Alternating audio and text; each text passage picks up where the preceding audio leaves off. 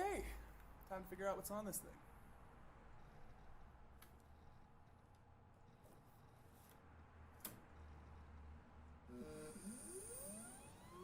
Hello, survivors!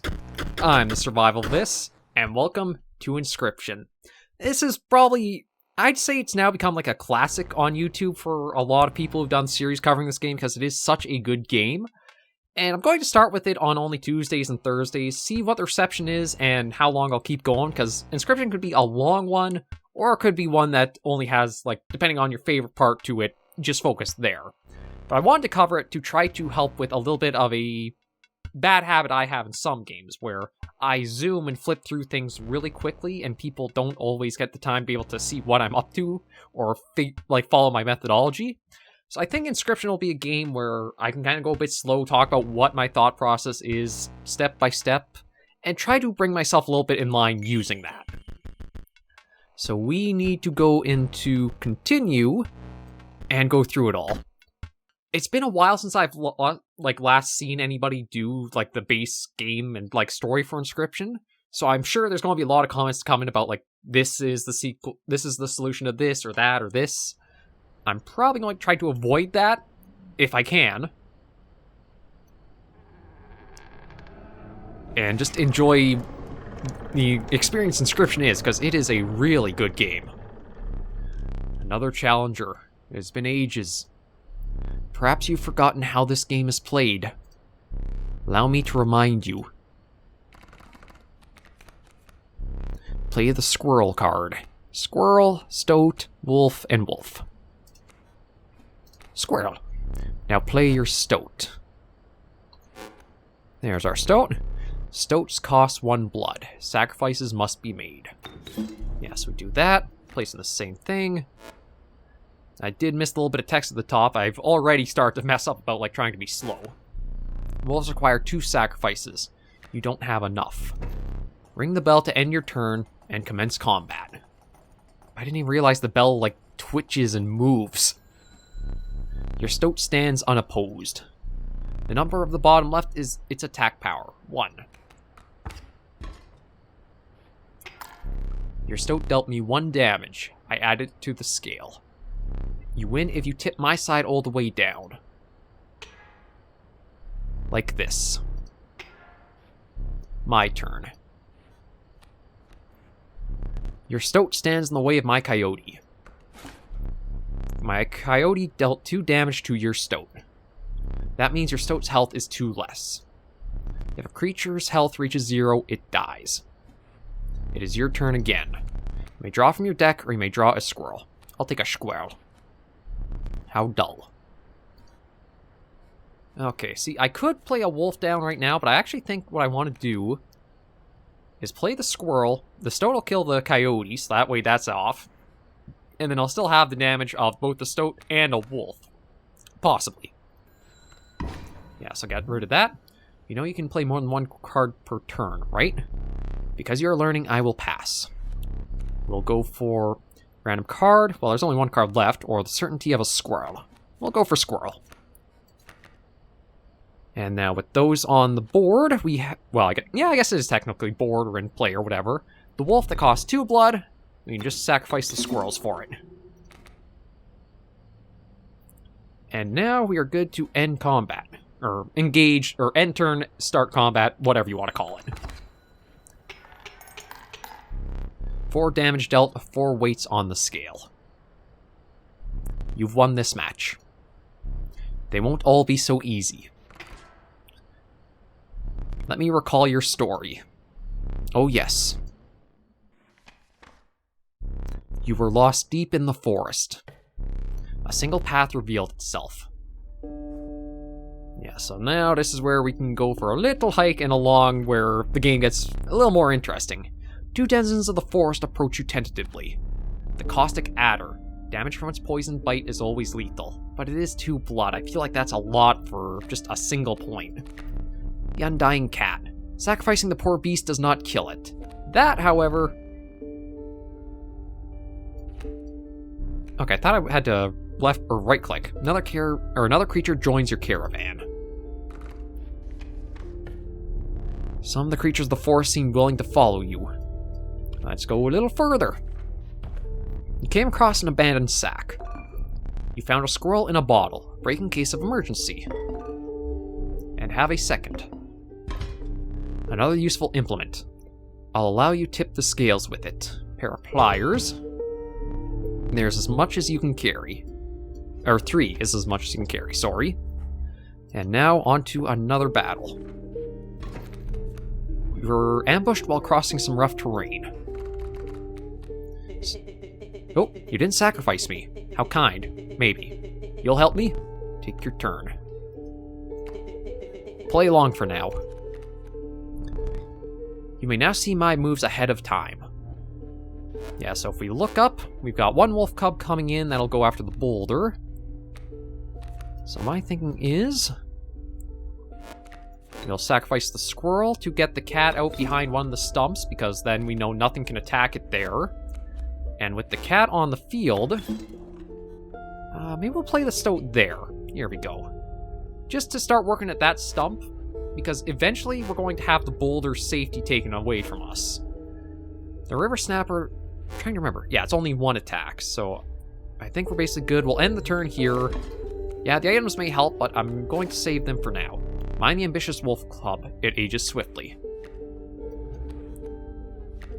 See, I'm going to end turn again. Because we're almost through the stump. We've got the bat. The airborne bat flies over creatures to attack directly.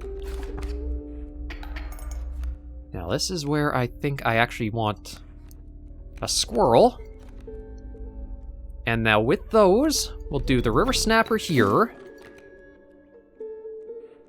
Because that'll be, the stump's opened up, the bat will be clear. The wolf will still attack the boulder and clear that out. But I can get another squirrel for the next turn. Place that in this slot, and then that'll let me get the wolf out. And that'll take care of his wolf. And then we can start getting some real good damage going. Yeah, so we'll end turn there. Get a little bit back in our favor.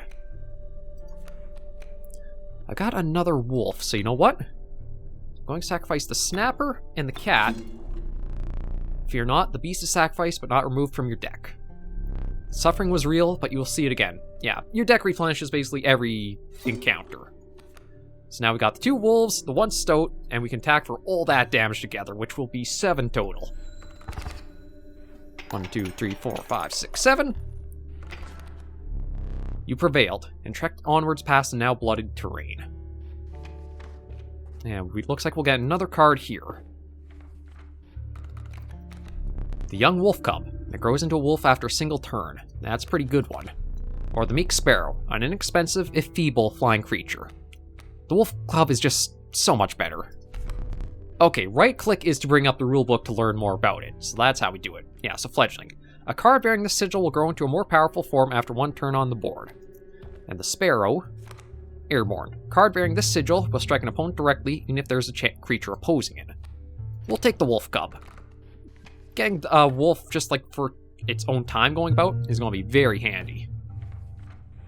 You stumbled into some strange stones in the mist. You are compelled to choose a worthy sacrifice, one that will be lost forever.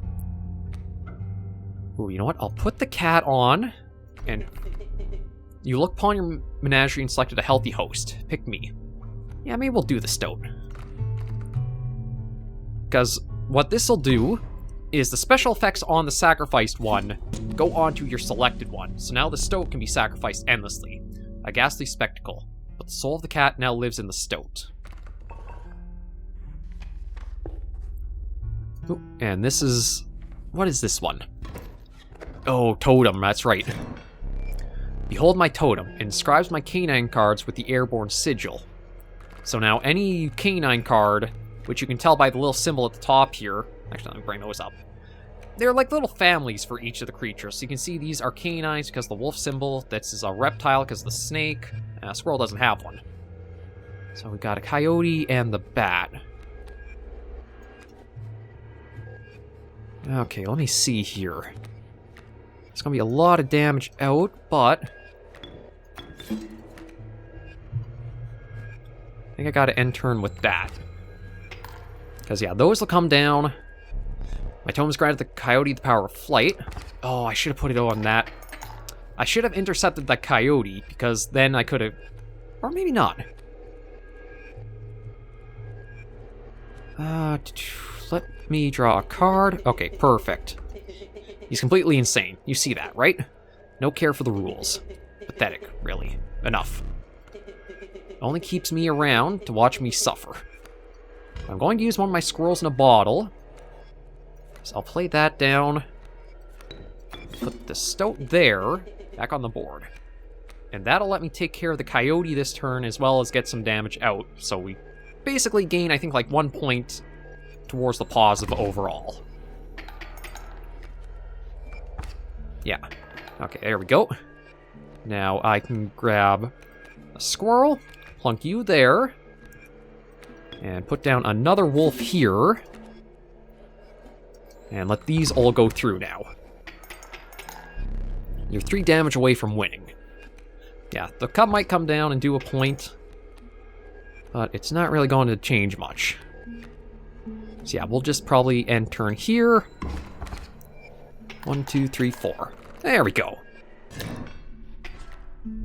Impressive. You may yet survive this ordeal. Knock on wood.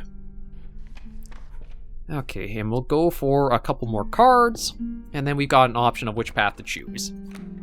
We got a sparrow.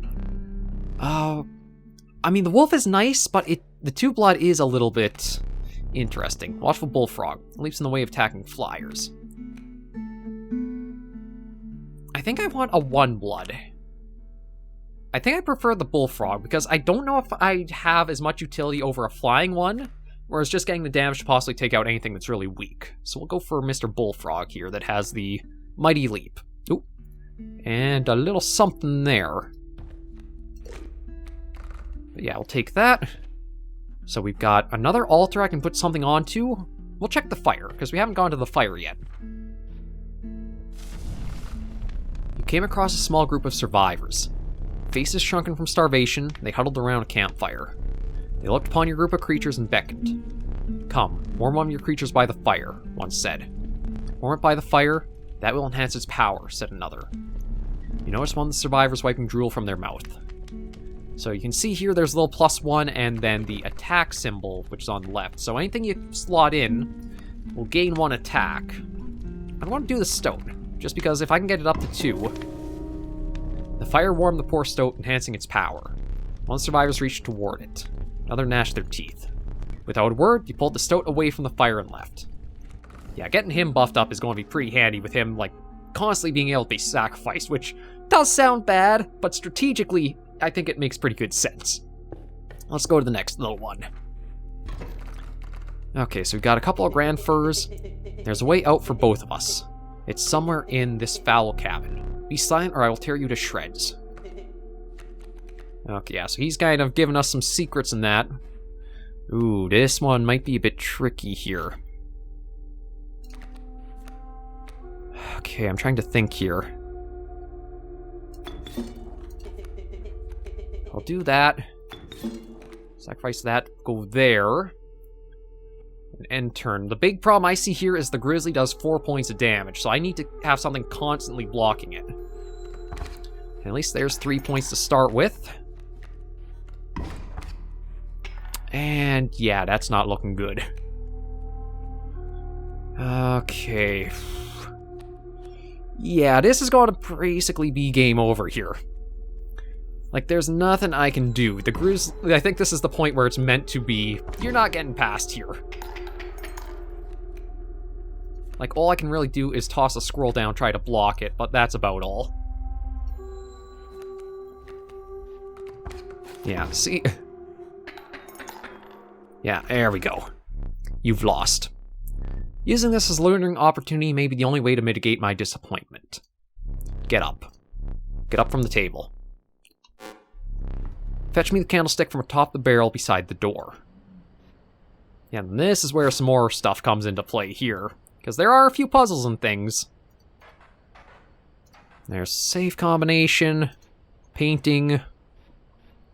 Okay, this is what he's after. Bring it here. Also got Little candles there, a cage. Hi. Can I talk to you? No. I guess just a globe you can spin around. That there. Nope, that's held in place. Yeah, some of these I do recognize from... Oh, my bad. He wants it right here. Now sit back down. Let me explain something to you. Oof. That was one of the 2 mistakes you can make here. If you make another, I must sacrifice you. Now, where were we? Okay, fire or item? I'd rather go for the fire and see maybe about souping something else up. And we have a new card we can pick, so we've got the Conniving Raven, a blight upon the skies.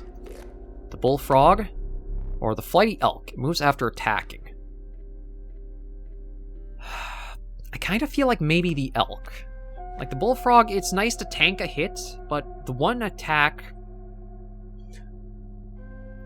You know what? No, I'm going to get the Bullfrog. I need some things that are, like, lesser cost, because right now I've got, like, the Wolves, the River Snapper, too much to cost too much blood for me, so I need something that's going to be cheaper and I just get out much more easily. A group of starving survivors stood around a dying campfire. There's room for a creature around the fire, one said. The warmth will enhance its power, said another. One of the survivors said nothing at all, but could not stop licking their lips. Yeah, no, the Stoat, you are pretty good. It might not be a bad idea to get River Snapper up with just being like 1 attack, but maybe better for a Bullfrog. The power of the Bullfrog was enhanced by the warmth. As one of the survivors began pulling a knife from their pocket, you withdrew. And we got something interesting here. Oop. The trees seemed to close in around you as a chill mist descended. In the distance, you could hear the clinking of metal on stone. A hobbled figure stood in your path. Yeehaw! 'Twas the Prospector! Got our first boss fight. He's doing the Prospector again. Easy boss. The mule's key. Speaking of, there's the mule. So my thinking is... Squirrel there. To get Stoat right here. It will take a 2 hits from the coyote. But it does have 3 health, so it should be okay. Well, at least for a turn. Let's do... Sacrifice them. If the mule's the answer, we'll want to stick to that. So we'll do there. Oh, did I neglect to mention overkill damage? I forgot about that myself. Excess damage is not wasted. It carries over the card behind the mangled corpse of the victim. Lucky for you. Actually, yeah, that is really lucky for me. So we'll draw a card. Maybe we'll hold off for now. Yeah, because we're going to probably change the turn here. We got the mule down, and we got a lot of cards to play around with here. Dang, nabbit, my mule! And that's that taken care of. I hope you didn't think it'd be that easy. Now we're on to phase 2. There's gold in them cards, which sucks for me because there goes some really useful cards on the field. Gold! I struck gold! Okay, so I think I'm going to scroll down, get the cat out, and that'll be it for this turn. Get him! Now here... you know what? I'm going to do the squirrel. Play those out, because my thinking is we have an adder that all it has to do is 1 point of damage, and it'll take care of the Bloodhound. So we'll do that. Solves that. Spirit perhaps more deadly than man. And now we will go for a card draw, and I'm actually going to sacrifice the adder in order to get the wolf cub out. So that way we can let that turn into a wolf this turn for free, basically. There's that. That'll clear that up. There's our wolf. And you know what? I'm thinking we'll get a bullfrog out just to take care of the adder. So there's 3 hits. And what else we got? You know what? I'm going to get the wolf out here. Just because I like the big numbers, so we'll get 6 points of damage out to end things off, I'm pretty sure. There we go. And that is that completed. Allow me to light your candles once more. I won't be killing you quite yet. Oh, do you actually gain lives back for taking down a boss? I didn't realize that. You're the first in a while to overcome a boss. As a reward, you're granted an opportunity to select a rare card. Choose carefully. So we've got the Uninspiring Gek. Perhaps you can find a use for it. This level of brutish strength needs no explanation. The Ura Yuli. 7 and 7, but does cost 4. Or the Strange Larva. A largely unimpressive specimen. At least this one I know because the fledgling will turn into something better. This one would be amazing, but it costs so much blood to try to get out. I might actually just go for... Gek might not be a bad one, just because it's a free toss out and it's 1 attack. You know what? No, I'll go for the Strange Larva. I think that will be pretty easy to get something out of with time. With sound of the Prospector's pickaxe still ringing in your ears, you carried onwards. The rank smell of rotten mold permeated the humid air. Every step forward was answered by some nearby slip or slither. You tread cautiously into the wetlands. And I think we are going to end this first episode of Inscryption right here. Thank you guys very much for joining me on this first episode of the series. I hope you guys kind of like this more slow kind of explain out system. I know there's not a lot of games I've done that have been this slow paced and I can actually talk about the strategy and steps I'm taking. So I'm hoping this will help me in some other series I do where I can be a little bit more slower, more focused, and just explain it properly all. But yeah, I'm enjoying it so far. It's going to be a pretty fun ride going forward, and we'll see how far I can go with our very first run. But thank you all very much for joining me. If you did like the video, be sure to give it a like. If you have any comments, tips, or tricks, be sure in the comments right down below. Until I do see you in the next video, survivors, please remember, as always, to take care and stay alive.